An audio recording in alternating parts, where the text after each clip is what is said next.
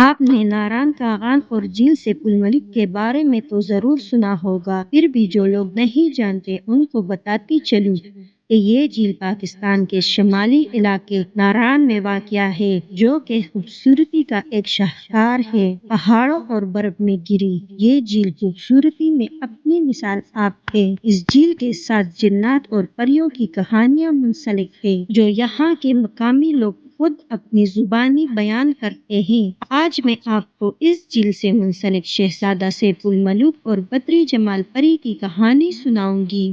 یہ کہانی حقیقت پر مبنی ہے یا ایک افسانوی داستان ہے، اس کے بارے میں ابھی تک کوئی حتمی رائے نہیں مل سکی۔ مقامی لوگوں کا کہنا ہے کہ اس جھیل کا پانی پہاڑوں سے نہیں آتا بلکہ اس جھیل کی تہہ سے نکلتا ہے۔ اس جھیل کی پانی کی مقدار ہمیشہ ایک ہی رہتی ہے اور اس کی گہرائی کا اندازہ آج تک کوئی نہیں لگا سکا۔ جس نے بھی پتہ لگانے کی کوشش کی وہ جھیل کی تہہ سے کبھی واپس نہ آ سکا۔ کہا جاتا ہے کہ یہ جھیل 3 لاکھ سال پہلے وجود میں آئی، جب وادی کاغان کا سارا علاقہ برف سے ڈھکا ہوا تھا۔ اس جھیل کے اطراف میں پہاڑوں کی بلندی 17,000 فٹ ہے اور ان کو آج تک کوئی نہیں سر کر سکا۔ لوگ اس کی وجہ شہزادہ سیف الملوک کی بددعا کہتے ہیں۔ شہزادہ سیف الملوک مصر کے بادشاہ کا بیٹا تھا، لیکن کچھ لوگوں نے اس کو دلی کا شہزادہ بھی لکھا ہے۔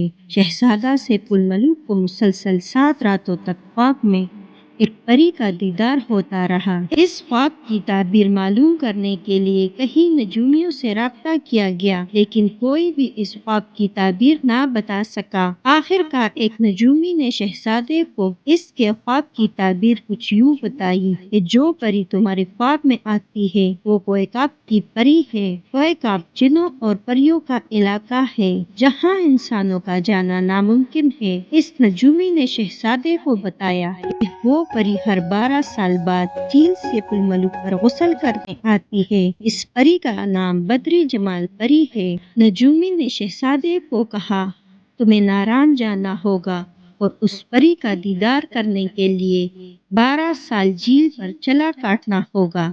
نجومی نے شہزادے کو ایک سلیمانی ٹوپی دی اور کہا کہ جب تم 12 سال چلا کاٹ لینا تو اس کے بعد یہ ٹوپی پہن لینا، تب تم جنات اور پریوں کو دیکھ سکو گے۔ شہزادہ بغیر تاخیر کیے ناران کے سفر پر نکل پڑا۔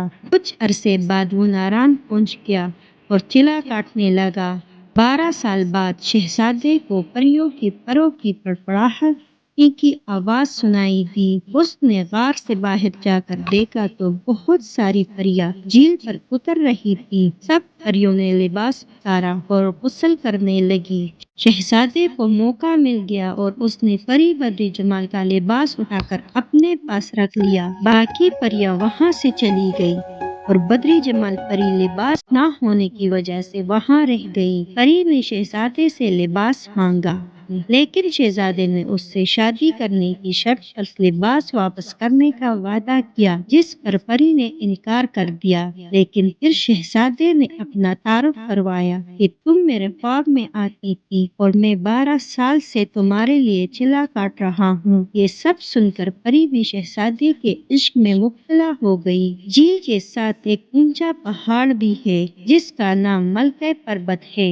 اس پہاڑ کو آج تک کوئی نہیں سر کر سکا۔ کہا جاتا ہے کہ وہاں جنات کا بسیرا ہے۔ اس پہاڑ میں ایک دیو رہتا تھا، وہ بھی پری کا عاشق تھا۔ جب اس کو پتہ چلا کہ ایک شہزادہ آیا ہے اور وہ پری کو ساتھ لے کر جائے گا تو یہ سن کر وہ آگ بگولا ہو گیا۔ وہ دونوں کو مارنے کے لیے جھیل کی طرف نکلا۔ اس کے ڈر سے شہزادہ اور پری دونوں جان بچانے کے لیے ناران کی طرف بھاگے۔ دیو غصے سے پاگل ہو گیا تھا۔ اس نے جھیل کا بند توڑ دیا جس سے سارے علاقے میں سیلاب کی صورتحال پیدا ہو گئی۔